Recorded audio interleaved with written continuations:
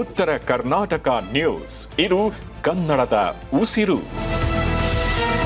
ನಮಸ್ಕಾರ. ಉತ್ತರ ಕರ್ನಾಟಕ ಮಧ್ಯಾಹ್ನ ನ್ಯೂಸ್ ರೌಂಡಪ್ಗೆ ಸ್ವಾಗತ. ನಾನು ಪ್ರಿಯಾಂಕಾ ಶ್ರೀಗುರು. ಬನ್ನಿ ಕ್ವಿಕ್ಕಾಗಿ ನೋಡೋಣ ಇಂದಿನ ಪ್ರಮುಖ ಸುದ್ದಿಗಳನ್ನ. ಕಲಬುರಗಿ ಜಿಲ್ಲೆಯಲ್ಲಿ ಸಚಿವ ಎಂಬಿ ಪಾಟೀಲ್ ಅವರು ಹೇಳಿಕೆಯೊಂದನ್ನು ನೀಡಿದ್ದಾರೆ. ಸಚಿವ ಸಂಪುಟದ ಬಗ್ಗೆ ನಮ್ಮ ನಾಯಕರು ನಿರ್ಧಾರ ಮಾಡ್ತಾರೆ. ನೀಟ್ ಪರೀಕ್ಷೆಯ ಪ್ರತಿಭಟನೆ ನಡೆದಿದ್ದು ಅವರೆಲ್ಲರೂ ಕೂಡ ಅದರಲ್ಲೇ ಬ್ಯುಸಿ ಇದ್ದಾರೆ. ಪ್ರತಿಭಟನೆಯಲ್ಲಿ ರಾಹುಲ್ ಗಾಂಧಿ ಅವರನ್ನ ಅಮಾನುಷವಾಗಿ ಪೊಲೀಸರು ನಡೆಸಿಕೊಂಡಿದ್ದಾರೆ. ಬಹುಶಃ 3-4 ದಿನಗಳಲ್ಲಿ ಸಚಿವ ಸಂಪುಟ ವಿಸ್ತರಣೆ ಆಗುತ್ತೆ. ಸಂಸದ ಅಧಿವೇಶನ, ದೆಹಲಿ ಹೋರಾಟದ ಹಿನ್ನೆಲೆಯಲ್ಲಿ ಸಚಿವ ಸಂಪುಟ ವಿಸ್ತರಣೆ ಅಲ್ಪ ದಿನ ಮುಂದೂಡಲಾಗಿದೆ. ಹೀಗಾಗಿ ಸದ್ಯ ಅಧಿವೇಶನದಲ್ಲಿ ಮಲ್ಲಿಕಾರ್ಜುನ್ ಖರ್ಗೆ ಅವರು, ವೇಣುಗೋಪಾಲ್ ಅವರು ಕೂಡ ಭಾಗಿಯಾಗಿದ್ದಾರೆ. ವೀಕೆಂಡ್ ನಲ್ಲಿ ಅಥವಾ ರಜಾ ದಿನಗಳಲ್ಲಿ ಪ್ರಮಾಣ ವಚನ ಕಾರ್ಯಕ್ರಮ ನಡೆಸಲಾಗುವುದು ಎಂದು ಅವರು ತಿಳಿಸಿದ್ದಾರೆ. ಅಷ್ಟೇ ಅಲ್ಲ, ಸಚಿವ ಸಂಪುಟದಲ್ಲಿ ಹೊಸಬರಿಗೆ ಈ ಸಲ ಮತ್ತು ಯುವಕರಿಗೂ ಕೂಡ ಆದ್ಯತೆ ಕೊಡಲಾಗ್ತಿದೆ. ಸರ್ಕಾರದಲ್ಲಿ ನಮಗೆ ಯುವಕರು ಕೂಡ ಬೇಕು, ಹಿರಿಯರು ಕೂಡ ಬೇಕು. ಹೀಗಾಗಿ ಇನ್ನು ಹಿರಿಯರ ಮಾರ್ಗದರ್ಶನ ನಮ್ಮೆಲ್ಲರಿಗೆ ಅತ್ಯಗತ್ಯ. ಹೊಸ ಡಿಸಿಎಂ ಸ್ಥಾನಗಳ ಬಗ್ಗೆ ನನಗೆ ಮಾಹಿತಿ ಇಲ್ಲ ಎಂದು ಕಲಬುರಗಿಯಲ್ಲಿ ಸಚಿವ ಎಂಬಿ ಪಾಟೀಲ್ ಅವರು ಹೇಳಿಕೆಯೊಂದನ್ನು ನೀಡಿದ್ದಾರೆ. ನೋಡಿ, ಇದು ಭಾಳ ಪ್ರಜಾಪ್ರಭುತ್ವದ ವಿರೋಧಿ. 2014ರಿಂದ ಇವತ್ತು ಈ ದೇಶದಲ್ಲಿ ಏನಾಗ್ತಾ ಇದೆ, ನರೇಂದ್ರ ಮೋದಿಯವರು ಪ್ರಧಾನಮಂತ್ರಿ ಆದರು. ಭಾಳಷ್ಟು ಕನಸುಗಳನ್ನ ಜನರಿಗೆ ಬಿತ್ತಿದ್ರು. ಒಳ್ಳೆಯ ದಿನಗಳು ಬರ್ತವೆ, ಅಚ್ಚೇ ದಿನ ಹೆಂಗೆ ಅವರು ಅವಾಗ ಹೇಳಿದ್ದು ಪ್ರತಿ ವರ್ಷ 2 ಕೋಟಿ ಉದ್ಯೋಗ ಸೃಷ್ಟಿ ಮಾಡ್ತೀನಿ ಅಂಥೇಳಿ. 12 ಕೋಟಿ ಅವತ್ತು 12 ವರ್ಷ ಆಯಿತು. 24 ಕೋಟಿ ಉದ್ಯೋಗ ಸೃಷ್ಟಿ ಆಗಬೇಕಾಗಿತ್ತು. ಉದ್ಯೋಗ ಸೃಷ್ಟಿ ಆಗಲಿಲ್ಲ. ಯುವಕರು ಭಾಳ ಹತಾಶರಾಗಿದ್ದಾರೆ, ನೋವನ್ನಲ್ಲದಾರ. ಅವತ್ತೊಂದು ದಿವಸ ಇದ್ದಂಥ ಉದ್ಯೋಗಗಳು ಕೂಡ ಅವರ ತಪ್ಪು ಆರ್ಥಿಕ ನೀತಿ, ಏನು ಮನಮೋಹನ್ ಸಿಂಗ್ ಅವರಿದ್ದಾಗ ಏನೋ ಒಂದು ಬಲಿಷ್ಠವಾದಂಥ ಆರ್ಥಿಕ ನೀತಿಯನ್ನು, ಇಡೀ ವಿಶ್ವದಲ್ಲೇ ಹೆಮ್ಮೆ ಪಡುವಂಥ ಆರ್ಥಿಕ ನೀತಿಯನ್ನು ಅವತ್ತೊಂದು ದಿವಸ ಪ್ರಾರಂಭ ಆಗಿದ್ದು ನರಸಿಂಹರಾವ್ ಜೊತೆಗೆ. ತದನಂತರ ಅವಾಗ ಹಣಕಾಸು ಸಚಿವರಾಗಿತ್ತು. ಮತ್ತು ಪ್ರಧಾನಮಂತ್ರಿ ಆದಮೇಲೆ ಸಂಪೂರ್ಣವಾಗಿ ಜಾಗತಿಕ ಮಟ್ಟದಲ್ಲಿ ಒಂದು ಅತಿ ಬಲಿಷ್ಠವಾದಂಥ, ಎಲ್ಲರೂ ಹೆಮ್ಮೆ ಪಡುವಂಥ ಆರ್ಥಿಕ ವ್ಯವಸ್ಥೆಯನ್ನು ಹುಟ್ಟಾಕಿದ್ರು. ಅದೆಲ್ಲವನ್ನು ಕೂಡ ಇವರು ಸರ್ವನಾಶ ಮಾಡಿದರು. ಈಗ ತಾವು ನೋಡ್ತೀರಿ, ಅವಾಗ ಹೇಳ್ತಾಯಿದ್ರು ಪೆಟ್ರೋಲ್ ರೇಟ್ ಬಗ್ಗೆ ಮಾತನಾಡ್ತಾಯಿದ್ರು, ಡೀಸೆಲ್ ರೇಟ್ ಬಗ್ಗೆ ಮಾತಾಡ್ತಿದ್ರು, ಗ್ಯಾಸ್ ಸಿಲಿಂಡರ್ ಬಗ್ಗೆ ಮಾತಾಡ್ತಾಯಿದ್ರು. ಇವತ್ತು 65 ರೂಪಾಯಿ ಪೆಟ್ರೋಲ್ ಇದ್ದದಕ್ಕೆ 110. ಈಗ ಅದನ್ನೇನೋ ಎಥನಾಲ್ ಮಿಕ್ಸ್ ಮಾಡ್ತಾ ಇದ್ದಾರೆ. ಅದು ಅವೈಜ್ಞಾನಿಕ. 1 ಲೀಟ್ರ್ ಎಥನಾಲ್ ಪ್ರೊಡ್ಯೂಸ್ ಮಾಡಬೇಕಂದ್ರೆ ಎಷ್ಟು ನೀರು ಹೋಗ್ತದೆ ಅನ್ನೋದು ನಿಮ್ಗೆ ಗೊತ್ತಿರಬೇಕದು. 1 ಲೀಟ್ರ್ ಎಥನಾಲ್ ಪ್ರೊಡ್ಯೂಸ್ ಮಾಡೋಕ್ಕೆ ಇವತ್ತು ರೈತರ ಏನು ಕಬ್ಬು ಬೆಳೀಲಿಕ್ಕೆ ಮತ್ತು ಉಳಿದ ಭತ್ತ ಬೆಳೀಲಿಕ್ಕೆ ಆ ಎಥನಾಲ್ಗೆ ಒಂದು ಬಾಜು ಇಂಜಿನ್ಗಳಿದು ಆಗ್ತವೆ. ಅದನ್ನು ಸಂಪೂರ್ಣವಾಗಿ ವೈಜ್ಞಾನಿಕವಾಗಿ ಎಲ್ಲ ಮಾಡ್ಕೋಬೇಕು ಅನ್ನೋದು ಮಾತು ಒಂದು ಭಾಗ ಆಗಿದ್ದರೆ, ಇನ್ನೊಂದು ಭಾಗ ಇವತ್ತು 1 ಲೀಟ್ರ್ ಎಥನಾಲ್ ಬೆಳೀಲಿಕ್ಕೆ ನೀವು ನೋಡಿರಿ, ತಗೊಳ್ರಿ, ರಿಸರ್ಚ್ ಮಾಡಿರಿ ಎಷ್ಟು ನೀರು ಬೇಕಾಗ್ತದೆ ಅಂಥೇಳಿ. ರೈತರ ಕುಡಿಯೋ ನೀರು ಇವತ್ತು ಅಲ್ಲಿ ಎಥನಾಲ್ಗೆ ಹೋಗ್ತದೆ. ಪೆಟ್ರೋಲ್ ರೇಟ್ ಜಾಸ್ತಿ ಆಯಿತು. ಡೀಸೆಲ್ ರೇಟ್ 58 ರೂಪಾಯಿ ಇದ್ದಿದ್ದು ಇವತ್ತು 98 ರೂಪಾಯಿ, 100 ರೂಪಾಯಿ. ಗ್ಯಾಸ್ ಸಿಲಿಂಡರ್ 415 ರೂಪಾಯಿ ಇತ್ತು, ಈಗ 1000 ರೂಪಾಯಿ ಮೇಲಾಗಿದೆ. ಡಾಲರ್ ಬಗ್ಗೆ ಭಾಳ ಹೇಳ್ತಾಯಿದ್ರು. ಡಾಲರ್ ಏನು ತೋರಿಸ್ತದೆ ಅಂದರೆ ಆ ದೇಶದ ಒಂದು ಪ್ರಧಾನಮಂತ್ರಿಯ, ಆ ದೇಶದ ಒಂದು ಆರ್ಥಿಕ ನೀತಿಯನ್ನು ತೋರಿಸ್ತದೆ ಅಂಥೇಳಿ. ಆವಾಗ 58 ರೂಪಾಯಿನೋ ಇತ್ತು, 56-58 ರೂಪಾಯಿ ಇವತ್ತು ಸಹ ಒಂದು ಡಾಲರ್ಗೆ. ಆವಾಗ ಇವರೇ ಭಾಷಣ ಮಾಡಿದಂಥ ತುಣುಕದ ಅವತ್ತು ನೋಡಿದ್ರಿ ನೀವೆಲ್ಲನೂ ಕೂಡ. ನೋಡಿ ಏನು ತೋರಿಸ್ತದೆ, ಇದು ಪ್ರಧಾನಮಂತ್ರಿಯ ವೈಫಲ್ಯ ತೋರಿಸ್ತದೆ. ಎಷ್ಟು ಈ ದೇಶ ದುರ್ಬಲ ಆಗಿದೆ ಅಂತ, ಎಷ್ಟು ದುರ್ಬಲ ಪ್ರಧಾನಮಂತ್ರಿ ಇದ್ದಾರೆ ಅಂತೇಳಿ ತೋರಿಸ್ತಿದ್ರು ಇವರು. ಇವತ್ತು ಡಾಲರ್ 98 ರೂಪಾಯಿ. ಮನಮೋಹನ್ ಸಿಂಗ್ ಅವ್ರು ದುರ್ಬಲ ಇದ್ದ ಅಥವಾ ಇವ್ರು ದುರ್ಬಲರಾಗಿದ್ದಾರೆ. ಹೀಗೆ ಒಂದು ನಿಮಿಷ ಪ್ಲೀಸ್, ನಾಟ್ ಇಟ್ ಕಂಪ್ಲೀಟ್. ಹೀಗೆ ಕೈ ಮಾಡ್ತಿದ್ರು, ಹೀಗೆ ಡಾಲರ್ ರೇಟ್ ಹಿಂಗೆ ಕೈ ಮಾಡ್ತಿದ್ರು. ನೋಡಿದ್ರಲ್ಲ, ಕ್ಲಿಪ್ಪಿಂಗ್ ಬೇಕಾದ್ರೆ ಇರ್ಲಿಕ್ಕೆ ಕಳಿಸ್ತೀನಿ ನಿಮಗೆ.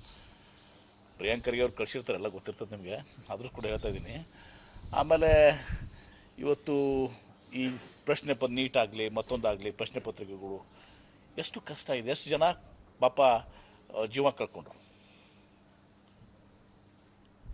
ಅದಕ್ಕೆ ಇವತ್ತು ಅದನ್ನು ಸ್ವಯಂ ಒಬ್ಬ ಸುಪ್ರೀಂ ಕೋರ್ಟ್ ಚೀಫ್ ಜಸ್ಟಿಸು ಈ ಎಲ್ಲ ಜಿರಳೆಗಳು ಅಂಥೇಳಿ, ನಾವೆಲ್ಲ ಜೊಣಗ ಅಂತೀವಿ ನಮ್ಮಲ್ಲಿ ಈ ಭಾಷೆದಾಗ. ನಾವು ನಿಮ್ಗೆ ಏನಾದರೂ ಗುಲ್ಬರ್ಗ ಏನಂತ ಗೊತ್ತಿಲ್ಲ, ಜೊಂಡಿಗೆ ಅಂತೀವಿ ಗುಲ್ಬರ್ಗದಾಗ. ಯಾಕೆ ನಮ್ಮದು ಕಿತ್ತೂರು ಕರ್ನಾಟಕ ಮತ್ತು ಕಲ್ಯಾಣ ಕರ್ನಾಟಕ ಸಂಪರ್ಕ ಆಗ್ತದೆ ಭಾಷೆ. ಜೊಂಡ್ಗ ಅಂತೀವಿ ನಾವು, ಜೊಂಡ್ಗ ಅಂತೀವಿ. ಅದು ಅಂತ ಜಿರ್ಲೆ, ಅವ್ರ ಜಿರ್ಲೆ ಅಂತಾರೆ ಹಳೆ ಬಯಸೋದಾಗ. ಕಾಕ್ರೋಚ್ ಇಂಗ್ಲೀಷ್ನಾಗ ನಾವು. ಹೌದು, ಕಾಕ್ರೋಚ್ ಅಂತಿದ್ದಕ್ಕೆ ಇವರೆಲ್ಲ ಕೆಲಸ ಇಲ್ಲ. ಕಾಕ್ರೋಚ್ ಅಂದ್ರೆ 24 ಕೋಟಿ ಉದ್ಯೋಗ ಕೊಡಿಸಿಲ್ಲ ಮೋದಿಯವರು. ಎಲ್ಲ ಬೆಲೆ ಏರಿಕೆ ಆಗಿದೆ. ಪಕೋಡ ಮಾರಕ್ಕೆ ಹೋಗ್ರಿ ಅಂತ ಹೇಳಿದ್ರು. ಪಕೋಡ ಮಾರಬೇಕಂದ್ರೆ ಎಣ್ಣೆ ತುಟ್ಟಾಗಿದೆ ಇವತ್ತು. ಅದನ್ನು ಕೂಡ ಆಗಂಗಿಲ್ಲ ಇವತ್ತು. ಇಂಥದ್ದಿದ್ದಾಗ ಯುವಕರಿಗೆ ದೇಶದ ಪ್ರಜಾಪ್ರಭುತ್ವದ ಒಂದು ಅಡಿಯಲ್ಲಿ ಸಂವಿಧಾನಾತ್ಮಕ ಹಕ್ಕಿದೆ ಇವತ್ತು ದಿವಸ. ಅವರು ಈ ಕ್ವಶನ್ ಪೇಪರ್ ಲೀಕ್ ಆಗಿದ್ದು ಇಷ್ಟೆಲ್ಲ ದೊಡ್ಡ ಪ್ರಮಾಣದಲ್ಲಾಗಿದೆ. ಅನೇಕ ಜನ ಪ್ರಾಣ ಕಳ್ಕೊಂಡಿದ್ದಾರೆ, ಅನೇಕ ಜನ ಭವಿಷ್ಯ ಹಾಳಾಗಿದೆ ಇವತ್ತು ದಿವಸ. ಅಂಥದ್ದಿದ್ದಾಗ ಒಬ್ಬ ಎಜುಕೇಷನ್ ಮಿನಿಸ್ಟ್ರು ಧರ್ಮೇಂದ್ರ ಪ್ರಧಾನ್ ಅವ್ರನ್ನ ರಾಜೀನಾಮೆ ಕೊಡಿಸ್ಲಿಕ್ಕೆ ಅಥವಾ ಪ್ರಧಾನಮಂತ್ರಿಗಳು ಅದ್ರ ಬಗ್ಗೆ ಸ್ಟೇಟ್ಮೆಂಟ್ಸ್ ಅದಕ್ಕೆ ಮಾಡ್ತಾ ಇರಲ್ಲ. ಈಗ ಹೇಳ್ತಾರೆ ಯಾರೋ ಇನ್ನೊಬ್ಬರು ಮಂತ್ರಿ ಪ್ರಧಾನಮಂತ್ರಿಗಳು ವಿಷಾದ ವ್ಯಕ್ತಪಡಿಸಿದರೆ ಸರಿಯಲ್ಲ ಅಂತ ಹೇಳ್ತಾ ಇದ್ದಾರೆ. ಅವರದಲ್ಲ, ಅವ್ರ ಪರವಾಗಿ ಇವ್ರು ಹೇಳ್ತಾ ಇದ್ದಾರೆ. ಒಂದು ಡೆಲಿಗೇಷನ್ ಪ್ರಧಾನಮಂತ್ರಿ ಭೇಟಿ ಆಗಕ್ಕೆ ಎಲ್ಲೇ ಹೋಗಿ ಯಾರ್ಯಾರ್ದೋ ಡೆಲಿಗೇಷನ್ ಭೇಟಿ ಆಗ್ತೀರಿ. ವರ್ಷನಾಗ ನೀವು 13 ತಿಂಗಳು 12 ತಿಂಗಳು ಇರ್ತವೆ, 13 ತಿಂಗಳು ವಿದೇಶನಾಗ ಇರ್ತಾರೆ ನಮ್ಮ ಪ್ರಧಾನಮಂತ್ರಿಗಳು. ಮತ್ತು ಡೆಲಿಗೇಷನ್ ಯುವಕರ ಡೆಲಿಗೇಷನ್ ಭೇಟಕ್ಕಾಗಂಗಿಲ್ಲ. ಕರೆಸಿ ಅವ್ರಿಂದ ಅರ್ಥ ಮಾಡಿಕೊಂಡು ಇಲ್ಲಪ್ಪ ನಾವು ಈ ಥರ ತಪ್ಪಾಗಿದ್ದಾವೆ, ಆ ವ್ಯವಸ್ಥೆಯನ್ನು ಬಲಪಡಿಸ್ತೀವಿ, ಸುಧಾರಣೆ ಮಾಡ್ತೀವಿ, ಅಥವಾ ಪಬ್ಲಿಕ್ನು ಕೂಡ ಎಕ್ಸ್ಪರ್ಟ್ಸ್ಗೂ ಕೂಡ ಸಲಹೆ ಸೂಚನೆ ಕೊಡ್ಕೊಂಡು ಎಲ್ಲ ಕಡೆ ಬೇರೆ ಬೇರೆ ಕಡೆ ಎಲ್ಲಿ ಬೆಸ್ಟ್ ಪ್ರಾಕ್ಟೀಸಸ್ ಇದ್ದಾವೆ. ನಮ್ಮಲ್ಲೇ ಕರ್ನಾಟಕ ಎಕ್ಸಾಮಿನೇಷನ್ ಅಥಾರಿಟಿ ಇದೆಲ್ಲ, KE CET ಮಾಡಿದ್ದಾರಲ್ಲ, ಎಷ್ಟು ಚೆನ್ನಾಗಿತ್ತು ವ್ಯವಸ್ಥೆ. ಏನಾದರೂ ಅಂತ ಒಂದು ಇನ್ಸಿಡೆಂಟ್ ಆಗಿದ್ದಾವೆ KEದಲ್ಲಿ. ವೀರಪ್ಪ ಮೊಯ್ಲಿಯವ್ರದಾಗ ಸ್ಟಾರ್ಟ್ ಆಗಿದೆ ಅದು CET. ಇವತ್ತಿಗೂ ಕೂಡ ನಾವೆಲ್ಲ ಹೆಮ್ಮೆ ಪಡುವಂಥದ್ದು ಒಂದು CET ವ್ಯವಸ್ಥೆ ಆಗಿದೆ.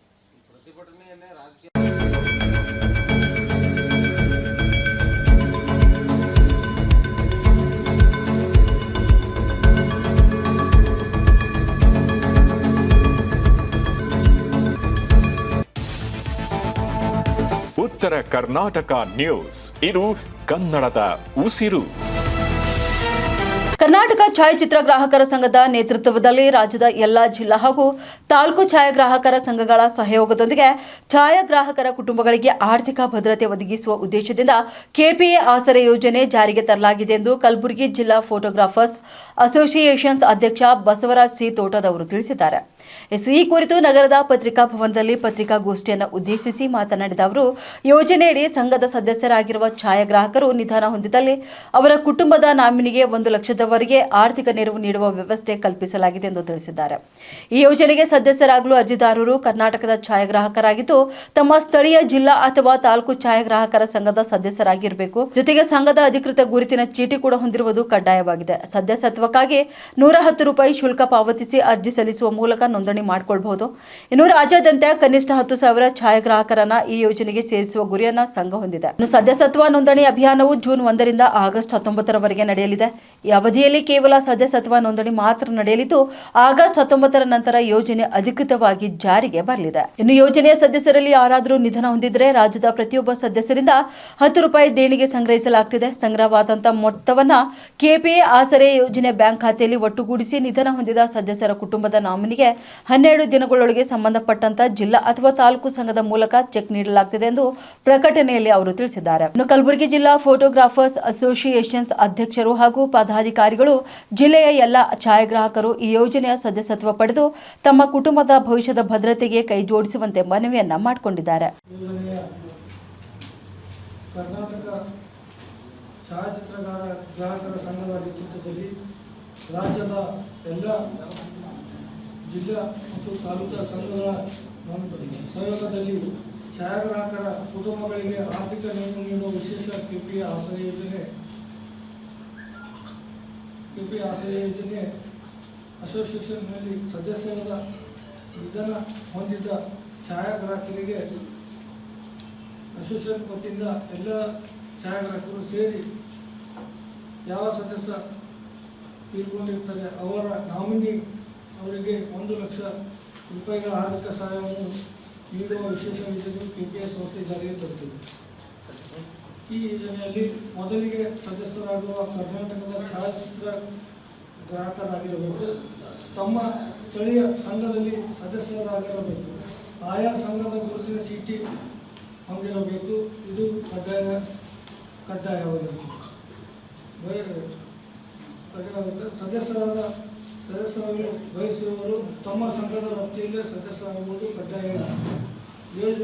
ಈ ಯೋಜನೆಗೆ ₹110 ಹಣ ನೀಡಿ ಯೋಜನೆಯ ಅರ್ಜಿ ಭರ್ತಿ ಮಾಡುವ ಮೂಲಕ ಸದಸ್ಯತ್ವ ಪಡೆಯಬೇಕು. ಈ ಯೋಜನೆಯಲ್ಲಿ ಕನಿಷ್ಠ ರಾಜ್ಯಾದ್ಯಂತ 10,000 ಛಾಯಾಗ್ರಾಹಕರ ಸದಸ್ಯ ವಾಟ್ಸಪ್ ಗ್ರೂಪ್ನಲ್ಲಿ ಸೇರಿಸುವ ಉದ್ದೇಶ ಹೊಂದಿದೆ. ಜೂನ್ 1 ರಿಂದ ಆಗಸ್ಟ್ 19 ಸದಸ್ಯತ್ವ ಅಭಿಯಾನವಿರುತ್ತದೆ. ಇದಾದ ಆಗಸ್ಟ್ 19 ನಂತರ ಈ ಯೋಜನೆ ಜಾರಿಗೆ ಬರುತ್ತದೆ. ಅಲ್ಲಿಯವರೆಗೂ ಕೇವಲ ಸದಸ್ಯತ್ವ ನೋಂದಣಿ ಮಾತ್ರವೇ ಇರುತ್ತದೆ. ಆಸರೆ ಯೋಜನೆಯಲ್ಲಿ ಸದಸ್ಯರಾದವರು ಯಾರಾದರೂ ನಿಧನ ಹೊಂದಿದ್ದರೆ ಅಂತಹ ಸಂದರ್ಭದಲ್ಲಿ ಪ್ರತಿ ಸದಸ್ಯನಿಂದ ₹10 ದೇಣಿಗೆ ಪಡೆಯಲಾಗುವುದು. ದೇಣಿಗೆ ಪಡೆಯಲಾಗುವುದು.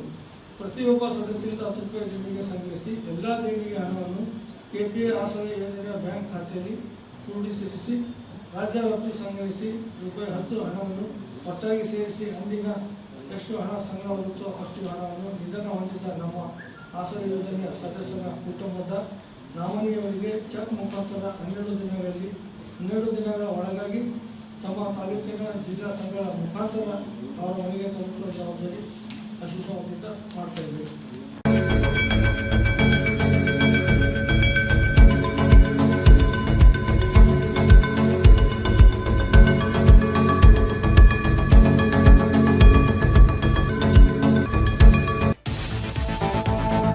ಉತ್ತರ ಕರ್ನಾಟಕ ನ್ಯೂಸ್, ಇದು ಕನ್ನಡದ ಉಸಿರು. ಮುಂಗಾರು ಮಳೆ ಸಮರ್ಪಕವಾಗಿ ಆರಂಭವಾಗದೆ ರೈತರು ಇದೀಗ ಸಂಕಷ್ಟಕ್ಕೆ ಸಿಲುಕಿದ್ದಾರೆ. ಕಲ್ಯಾಣ ಕರ್ನಾಟಕದ ಎಲ್ಲ ಜಿಲ್ಲೆಗಳನ್ನು ತಕ್ಷಣ ಬರಪೀಡಿತ ಪ್ರದೇಶಗಳೆಂದು ಘೋಷಿಸಬೇಕು ಎಂದು ರಿಪಬ್ಲಿಕನ್ ಪಾರ್ಟಿ ಆಫ್ ಇಂಡಿಯಾ ರಾಜ್ಯ ಸರ್ಕಾರವನ್ನು ಆಗ್ರಹಿಸಿದೆ. ನಗರದಲ್ಲಿ ಪ್ರತಿಭಟನೆ ನಡೆಸಿದ ಪಕ್ಷದ ಮುಖಂಡರು ಈ ವರ್ಷ ಮುಂಗಾರು ಮಳೆ ಕೈಕೊಟ್ಟ ಪರಿಣಾಮ ರೈತರು ಬಿತ್ತನೆ ಮಾಡಿದ ಬೆಳೆಗಳು ಒಣಗುತ್ತಿವೆ, ಕೃಷಿ ಚಟುವಟಿಕೆಗಳು ಕೂಡ ಸಂಪೂರ್ಣ ಹಿನ್ನಡೆ ಅನುಭವಿಸುತ್ತಿವೆ ಎಂದು ಆತಂಕ ವ್ಯಕ್ತಪಡಿಸಿದ್ದಾರೆ. ಕೂಡಲೇ ರಾಜ್ಯ ಸರ್ಕಾರ ಬರ ಘೋಷಿಸಿ ಸಂಕಷ್ಟದಲ್ಲಿರುವ ರೈತರಿಗೆ ಪ್ರತಿ ಎಕರೆಗೆ ₹50,000 ಪರಿಹಾರ ನೀಡಬೇಕು ಎಂದು ಒತ್ತಾಯಿಸಿದ್ದಾರೆ. ಅಲ್ಲದೆ ಮಹಾರಾಷ್ಟ್ರ ಸರ್ಕಾರದೊಂದಿಗೆ ಸಮನ್ವಯ ಸಾಧಿಸಿ 15 TMC ನೀರನ್ನು ಬಿಡುಗಡೆ ಮಾಡುವ ಮೂಲಕ ಕೃಷಿ ಹಾಗೂ ಕುಡಿಯುವ ನೀರಿನ ಸಮಸ್ಯೆ ನಿವಾರಿಸಬೇಕು ಎಂದು ಆಗ್ರಹಿಸಿ 27ರಂದು ಸೋಮವಾರ ಜಿಲ್ಲಾಧಿಕಾರಿಗಳ ಕಚೇರಿ ಎದುರು ಪ್ರತಿಭಟನೆ ಹಮ್ಮಿಕೊಳ್ಳಲಾಗಿದೆ ಎಂದು ತಿಳಿಸಿದ್ದಾರೆ. ಬರ ಮತ್ತು ಬೆಳೆ ನಷ್ಟದಿಂದ ಆತ್ಮಹತ್ಯೆಗೆ ಶರಣರಾಗಿರುವ ರೈತರ ಕುಟುಂಬಗಳಿಗೆ ಸೂಕ್ತ ಪರಿಹಾರ, ಸರ್ಕಾರಿ ಉದ್ಯೋಗ ಸೇರಿದಂತೆ ಅಗತ್ಯ ನೆರವು ನೀಡಬೇಕು ಎಂದು ಒತ್ತಾಯಿಸಿದ್ದಾರೆ. ಪ್ರತಿಭಟನೆಯ ಬಳಿಕ ಜಿಲ್ಲಾಧಿಕಾರಿಗಳ ಮೂಲಕ ರಾಜ್ಯ ಸರ್ಕಾರಕ್ಕೆ ಮನವಿಯನ್ನು ಸಲ್ಲಿಸಿದ RPI ಮುಖಂಡರು ರೈತರ ಹಿತದೃಷ್ಟಿಯಿಂದ ಸರ್ಕಾರ ತಕ್ಷಣ ಕ್ರಮ ಕೈಗೊಳ್ಳಬೇಕು ಎಂದು ತಿಳಿಸಿದ್ದಾರೆ. ದೇಶದಲ್ಲಿ ಈ ಬಾರಿ ವಾಡಿಕೆಯಂತೆ ಮಳೆ ಆಗದೇ ಇರೋದರಿಂದ ಬರಗಾಲದ ಛಾಯೆ ಆವರಿಸಿದೆ. ರೈತ ಈಗಾಗಲೇ ಬೀಜ, ರಸಗೊಬ್ಬರ ಎಲ್ಲವನ್ನೂ ಖರೀದಿ ಮಾಡಿ ಬಿತ್ತಣಿಕೆ ಮಾಡಿದ್ದಾನೆ. ಬೆಳೆಗಳು ನಾಶವಾಗಿವೆ. ಈ ಕಾರಣಕ್ಕಾಗಿ ರೈತ ಬೇರೆ ಬೇರೆ ಬ್ಯಾಂಕ್ಗಳಲ್ಲಿ ಸಾಲ ಪಡೆದುಕೊಂಡು ಚಿಂತಾಕ್ರಾಂತನಾಗಿ ಆತ್ಮಹತ್ಯೆ ಮಾಡಿಕೊಳ್ತಕ್ಕಂಥ ಪ್ರಕರಣಗಳು ನಡೀತಾ ಇವೆ. ಸರ್ಕಾರ ತಮ್ಮದೇ ಅಧೀನದಲ್ಲಿರ್ತಕ್ಕಂಥ ವಾರ್ತಾ ಮತ್ತು ಪ್ರಚಾರ ಇಲಾಖೆಯ ಹವಾಮಾನ ಇಲಾಖೆ ವರದಿಯನ್ನು ತರಿಸಿಕೊಂಡು ಮುಂಜಾಗ್ರತಾ ಕ್ರಮವನ್ನು ವಹಿಸಬೇಕಾಗಿತ್ತು. ಜೂನ್ನಲ್ಲಿ ಮಳೆ ಬರಬೇಕಾಗಿತ್ತು. ಜುಲೈನಲ್ಲಿ ಈಗ ಸ್ವಲ್ಪ ಮಳೆ ಬರ್ತಾ ಇದೆ. ಯಾವುದಕ್ಕೂ ಪ್ರಯೋಜನ ಇಲ್ಲ. ಹೀಗಾಗಿ ಈ ಒಂದು ಕಲ್ಯಾಣ ಕರ್ನಾಟಕ ಪ್ರದೇಶದಲ್ಲಿರ್ತಕ್ಕಂಥ ಜಿಲ್ಲೆಗಳಲ್ಲಿ ಬರಗಾಲ ಪ್ರದೇಶವನ್ನು ಘೋಷಣೆ ಮಾಡಿ ರೈತರಿಗೆ ಈ ಹಿಂದೆ ಇರ್ತಕ್ಕಂಥ ಏನು ಬೆಳೆ ವಿಮೆ ಪರಿಹಾರ ಇದೆ, ತಕ್ಷಣವೇ 1 ಎಕರೆಗೆ ₹50,000 ಕೊಡಬೇಕಂತೇಳಿ ಆಗ್ರಹ ಮಾಡ್ತಾ ಇದ್ದೀನಿ. ಅದೇ ರೀತಿಯಾಗಿ ಈ ಭಾಗದಲ್ಲಿ ಬೆಳೀತಕ್ಕಂಥ ಏನು ನಮ್ಮ ಕಲಬುರಗಿ ಜಿಲ್ಲೆ ಇದೆ, ಇದು ತೊಗರಿ ನಾಡು, ತೊಗರಿ ಖನಿಜ ಅಂತೇಳಿ ಪ್ರಸಿದ್ಧವಾಗಿದೆ. ಮತ್ತು ಕಬ್ಬು ಕೂಡ ಈ ಭಾಗದಲ್ಲಿ ಬೆಳೀತಾರೆ. ಹೆಸರಾಗಿರ್ಬೋದು, ಉದ್ದಾಗಿರ್ಬೋದು, ಕಬ್ಬು ಏನು 3 ತಿಂಗಳ ಬೆಳೆ ಏನಿರ್ತದೆ ಅದನ್ನು ಸಂಪೂರ್ಣವಾಗಿ ಏನು ವಾಣಿಜ್ಯ ಬೆಳೆಗಳಿದ್ದಾವೆ ಅದು ಸಂಪೂರ್ಣ ಹಾಳಾಗಿದೆ. ಆ ಕಾರಣಕ್ಕಾಗಿ ಈ ಭಾಗವನ್ನು ಬರಗಾಲ ಅಂತೇಳಿ ಘೋಷಣೆ ಮಾಡಬೇಕು, ಮತ್ತು ಮೋಡ ಬಿತ್ತನೆ ಕೆಲಸವನ್ನು ಮಾಡಬೇಕು ಅಂತೇಳಿ ನಾನು ಈ ಸಂದರ್ಭದಲ್ಲಿ ಒತ್ತಾಯ ಮಾಡ್ತಾ ಇದ್ದೇನೆ.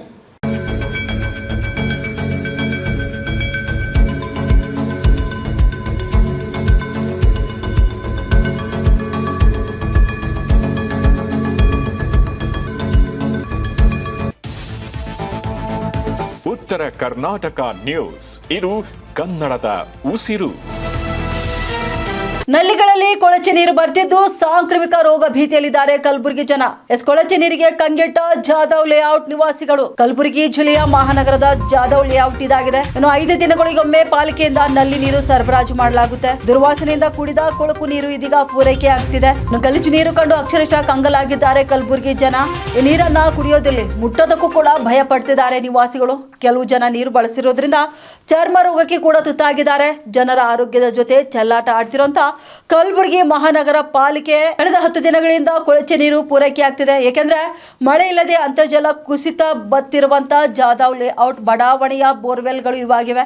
ಹನಿ ನೀರಿಗಾಗಿ ನಿತ್ಯ ಪರದಾಡ್ತಿರುವಂತಹ ಬಡಾವಣೆ ನಿವಾಸಿಗಳು ಇಲ್ಲಿದ್ದಾರೆ. ಇನ್ನು ಕೊಳಚೆ ನೀರು ಪೂರೈಕೆ ಬಗ್ಗೆ ಅಧಿಕಾರಿಗಳ ಹಾಗೂ ಜನಪ್ರತಿನಿಧಿಗಳ ಗಮನಕ್ಕೆ ತಂದರೂ ಕೂಡ ನೋ ಯೂಸ್ ಅಂತಿದ್ದಾರೆ. ಪಾಲಿಕೆ ಅಧಿಕಾರಿಗಳು ಜನಪ್ರತಿನಿಧಿಗಳ ವಿರುದ್ಧ ತೀವ್ರ ಆಕ್ರೋಶ ವ್ಯಕ್ತಪಡಿಸಿದ್ದಾರೆ. ಶುದ್ಧ ನೀರು ಪೂರೈಸುವಂತೆ ಕಲಬುರಗಿ ಜಿಲ್ಲೆಯ ಜಾಧವ್ ಲೇಔಟ್ ಜನರು ಆಗ್ರಹಿಸಿದ್ದಾರೆ.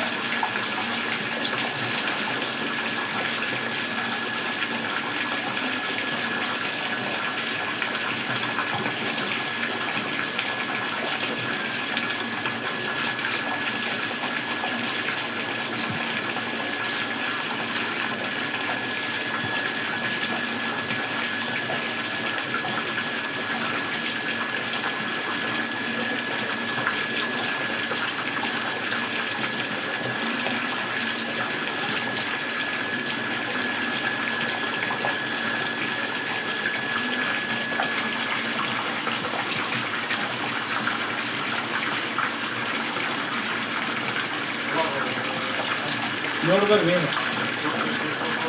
ಅದು ಇಂಥ ಹಳೆ ಬಂದ ನಾನು ಅವು ಬಂದ್ರೆ ವೈರಲ್ ಮಾಡ್ತಿದ್ದ ವಿಡಿಯೋ ವೈರಲ್ ಮಾಡ್ಬೇಕು ಸರ್ ಅದು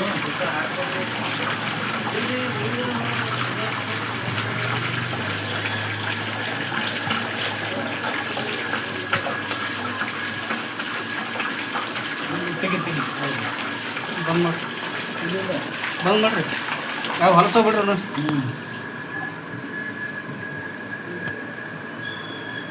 ನಾನು ಇರಿಸ್ರಿ ಏನು ಹೊಲಸೋ ತೆಗೀರಿ ಫೋನ್ ತೆಗಿ.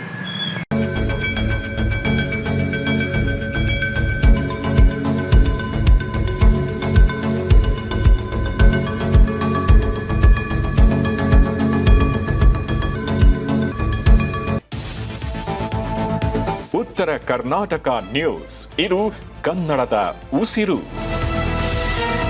ಕಲಬುರಗಿ ಜಿಲ್ಲೆಯ ಚಿತ್ತಾಪುರ ತಾಲೂಕಿನ ವಾಡಿ ಜಂಕ್ಷನ್ ಬಳಿ ಬಾಲಕಾರ್ಮಿಕ ಪದ್ಧತಿ ನಿರ್ಮೂಲನೆಗೆ ಸಂಬಂಧಪಟ್ಟಂತೆ ಅಧಿಕಾರಿಗಳು ಮತ್ತು ವಿವಿಧ ಸಂಸ್ಥೆಗಳ ಸಹಯೋಗದಲ್ಲಿ ದಿಢೀರ್ ತಪಾಸಣೆ ನಡೆಸಿ ಕೆಲಸದಲ್ಲಿ ತೊಡಗಿಸಿಕೊಂಡಿದ್ದಂಥ 4 ಮಕ್ಕಳನ್ನು ರಕ್ಷಣೆ ಮಾಡಲಾಯಿತು. ತಪಾಸಣೆ ವೇಳೆ ಪತ್ತೆಯಾದ ಮಕ್ಕಳನ್ನು ಕೆಲಸದಿಂದ ಬಿಡುಗಡೆಗೊಳಿಸಿ ಪುನರ್ವಸತಿ ಹಾಗೂ ಅಗತ್ಯ ಕ್ರಮಕ್ಕಾಗಿ ಜಿಲ್ಲಾ ಮಕ್ಕಳ ಕಲ್ಯಾಣ ಸಮಿತಿಯ ಮುಂದೆ ಹಾಜರುಪಡಿಸಲಾಯಿತು.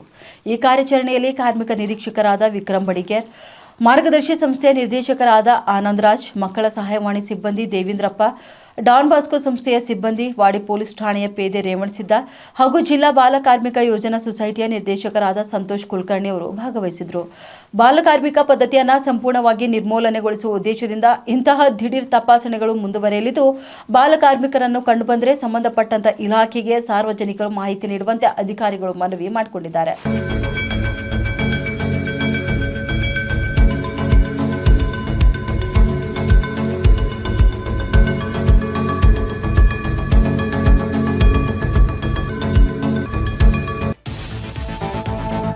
ಉತ್ತರ ಕರ್ನಾಟಕ ನ್ಯೂಸ್, ಇದು ಕನ್ನಡದ ಉಸಿರು.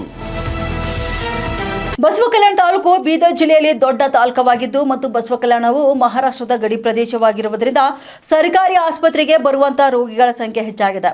ಆದ್ದರಿಂದ ರೋಗಿಗಳಿಗೆ ಬೆಡ್ ಸಂಖ್ಯೆ ಹೆಚ್ಚಿಸಬೇಕೆಂದು ಮತ್ತು ವಿವಿಧ ಸೌಲಭ್ಯಗಳು ಹೆಚ್ಚಿಸಬೇಕೆಂದು ಇಲ್ಲಿನ ಪರ್ತಾಪುರ ಗ್ರಾಮದ ಸಾಮಾಜಿಕ ಹೋರಾಟಗಾರ ಲೋಕೇಶ್ ಮೊಳಕೇರಿ ಅವರು ರಾಜ್ಯ ಸರ್ಕಾರಕ್ಕೆ ಮನವಿಯನ್ನ ಮಾಡಿಕೊಂಡಿದ್ದಾರೆ. ಬಸವಕಲ್ಯಾಣ ಸಾರ್ವಜನಿಕ ಆಸ್ಪತ್ರೆಯಲ್ಲಿ ಕ್ಯಾನ್ಸರ್ ಘಟಕ ಸ್ಥಾಪಿಸುವುದು ಬಹಳಷ್ಟು ಅನಿವಾರ್ಯವಾಗಿದೆ. ಕೂಡಲೇ ಕ್ಯಾನ್ಸರ್ ಘಟಕ ಸ್ಥಾಪನೆ ಮಾಡಬೇಕು. ಬಸವಕಲ್ಯಾಣದಿಂದ ಜಿಲ್ಲಾ ಆಸ್ಪತ್ರೆ ಸುಮಾರು 100 ಕಿಲೋಮೀಟರ್ ದೂರ ಇದೆ. ಆದ ಕಾರಣ ತುರ್ತು ಪರಿಸ್ಥಿತಿಯಲ್ಲಿ ನೆರೆಯ ರಾಜ್ಯದ ಮಹಾರಾಷ್ಟ್ರ, ಉಮರ್ಗಾ, ಸೋಲಾಪುರ್, ಲಾತೂರ್ ನಗರಗಳ ಖಾಸಗಿ ಆಸ್ಪತ್ರೆಗೆ ಹೋಗುವಂತ ಪರಿಸ್ಥಿತಿ ಹೆಚ್ಚಾಗಿದೆ. ಇನ್ನು ಬಸವಕಲ್ಯಾಣ ನಗರದ ಹತ್ತಿರದಿಂದ ರಾಷ್ಟ್ರೀಯ ಹೆದ್ದಾರಿ 65 ಹಾದು ಹೋಗುತ್ತೆ. ಹೀಗಾಗಿ ಅಪಘಾತ ಸಂದರ್ಭದಲ್ಲಿ ರಕ್ತದ ಅವಶ್ಯಕತೆ ಇರುತ್ತೆ. ಆದ್ದರಿಂದ ಬಸವಕಲ್ಯಾಣ ಆಸ್ಪತ್ರೆಯಲ್ಲಿ ರಕ್ತ ಸಂಗ್ರಹ ಕೇಂದ್ರ ನಿರ್ಮಾಣ ಮಾಡುವುದು ಕೂಡ ಅವಶ್ಯಕವಾಗಿದೆ. ಹೀಗಾಗಿ ರಕ್ತ ಸಂಗ್ರಹ ಕೇಂದ್ರ ನಿರ್ಮಾಣ ಮಾಡಬೇಕೆಂದು ಉತ್ತರ ಕರ್ನಾಟಕ ಸುದ್ದಿ ವಾಹಿನಿಯ ಮುಖಾಂತರ ರಾಜ್ಯ ಸರ್ಕಾರಕ್ಕೆ ಅವರು ಆಗ್ರಹಿಸಿದ್ದಾರೆ. ನಮಸ್ಕಾರ, ನಾನು ನಿಮ್ಮ ಸಮಾಜ ಸೇವಕ ಲೋಕೇಶ್ ಮೊಳಕೆರೆ. ಬಸವ ಕಲ್ಯಾಣ ನಗರದಲ್ಲಿರುವಂತಹ ಸರ್ಕಾರಿ ಆಸ್ಪತ್ರೆಯಲ್ಲಿ ಸುಮಾರು ವರ್ಷಗಳಿಂದ ರೋಗಿಗಳು ಬರ್ತಾ ಇದ್ದಾರೆ. ಆ ರೋಗಿಗಳಿಗೆ ಬ್ಲಡ್ ಬ್ಯಾಂಕ್ ಇಲ್ಲ. ಯಾಕಂದರೆ ಬ್ಲಡ್ ಬ್ಯಾಂಕ್ ಇಲ್ಲಿಂದ ಬೀದರ್ಗೆ ಹೋಗಬೇಕಾದ್ರೆ 100 ಕಿಲೋಮೀಟರ್ ದೂರ ಆಗ್ತದೆ. ಯಾಕಂದ್ರಪ್ಪ ಬಸವ ಕಲ್ಯಾಣದಲ್ಲಿ ನಮ್ಮ NH9, NH65 ಹೈವೇ ರಸ್ತೆಯಲ್ಲಿ ಎಕ್ಸ್ಟೆಂಡ್ ಆಗ್ತಾವ, ಡೆಲಿವರಿ ಪೇಷಂಟ್ ಬಂದಿರ್ತಾವ ಅಂತ ರೋಗಿಗಳಿಗೆ ಬ್ಲಡ್ ಬ್ಯಾಂಕ್ ಸಿಗ್ತಾ ಇಲ್ಲ. ದಯಮಾಡಿ ಬಸವ ಕಲ್ಯಾಣದ ಸರ್ಕಾರಿ ಆಸ್ಪತ್ರೆಯಲ್ಲಿ ಮಾನ್ಯ ಸರ್ಕಾರ ವತಿಯಿಂದ ಅವರಿಗೆ ಒಂದು ರಿಕ್ವೆಸ್ಟ್ ಮಾಡ್ತಾ ಇದ್ದೀನಿ, ಬೇಗನೆ ಬ್ಲಡ್ ಬ್ಯಾಂಕನ್ನು ಮಾಡಬೇಕು. ಅದೇ ರೀತಿ ಬಸವ ಕಲ್ಯಾಣದಲ್ಲಿ ಸುಮಾರು ಪೇಷಂಟ್ಗಳು ಬರ್ತಾ ಇದ್ದಾರೆ. ಅದಕ್ಕಾಗಿ ಅಲ್ಲಿನ ಬೆಡ್ ವ್ಯವಸ್ಥೆ ಕೂಡ ಜಾಸ್ತಿ ಆಗಬೇಕು, ಸಂಖ್ಯೆ ಜಾಸ್ತಿ ಆಗಬೇಕು. ಯಾಕಪ್ಪ ಅಂದ್ರೆ ಬಸವ ಕಲ್ಯಾಣ ಕೂಡ ಇವತ್ತು ಬಹಳ ವಿಸ್ತರಣೆಯಿಂದ ಬೆಳೀತಾ ಇದೆ. ಯಾಕಂದ್ರೆ ನಮ್ಮ ಮಹಾರಾಷ್ಟ್ರ ಗಡಿ ಭಾಗದಿರೋದ್ರಿಂದ ಈ ಕಡೆ ಹೋದರೆ ಉಮರ್ಗ ಬರುತ್ತೆ, ಈ ಕಡೆ ಹೋದರೆ ನಮಗೆ ಮತ್ತೆ ಔರಂಗಾಬಾದ್ ಬರುತ್ತೆ. ಅಂದರೆ ಕರ್ನಾಟಕದ ಬಸವ ಕಲ್ಯಾಣದಲ್ಲಿರುವಂಥ ನಮ್ಮ ಸರ್ಕಾರಿ ಆಸ್ಪತ್ರೆಗೆ ಸುಮಾರು ರೋಗಿಗಳು ಬರ್ತಾ ಇದ್ದಾರೆ. ಅದಕ್ಕಾಗಿ ಹೆಚ್ಚಿನ ಬೆಡ್ ವ್ಯವಸ್ಥೆ ಮಾಡಿಕೊಡ್ಬೇಕು. ಅದೇ ರೀತಿ ಬಸವ ಕಲ್ಯಾಣದಲ್ಲಿ ಕ್ಯಾನ್ಸರ್ ಪೇಷಂಟ್ ಕೂಡ ಜಾಸ್ತಿ ಆಗ್ತವೆ. ದಯಮಾಡಿ ಕ್ಯಾನ್ಸರ್ ಘಟಕವನ್ನು ಮಾಡಿಕೊಟ್ರೆ ಬಡ ಮತ್ತು ಇಲ್ಲಿನ ಇರುವಂಥ ಬಡವರಿಗೆ ಅನುಕೂಲ ಆಗಂತ ಹೇಳಕ್ಕೆ ಇಷ್ಟಪಟ್ಟಿದ್ದೀನಿ. ಧನ್ಯವಾದ.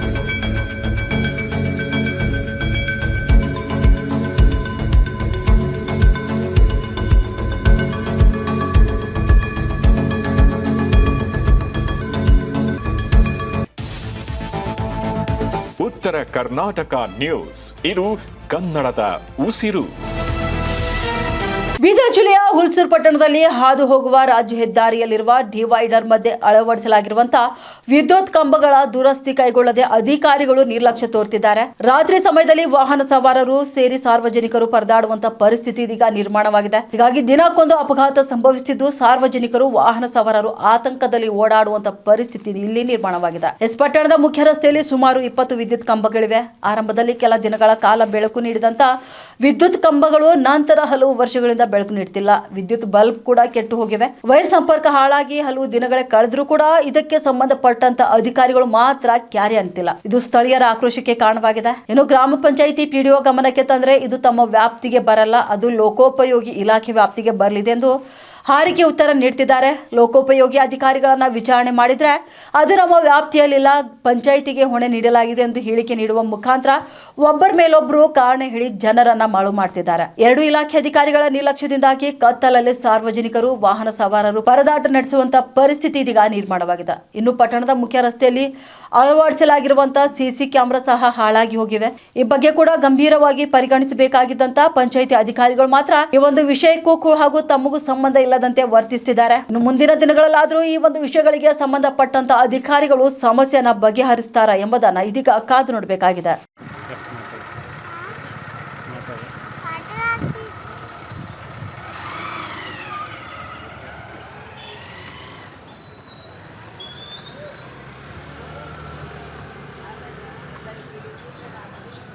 Sack.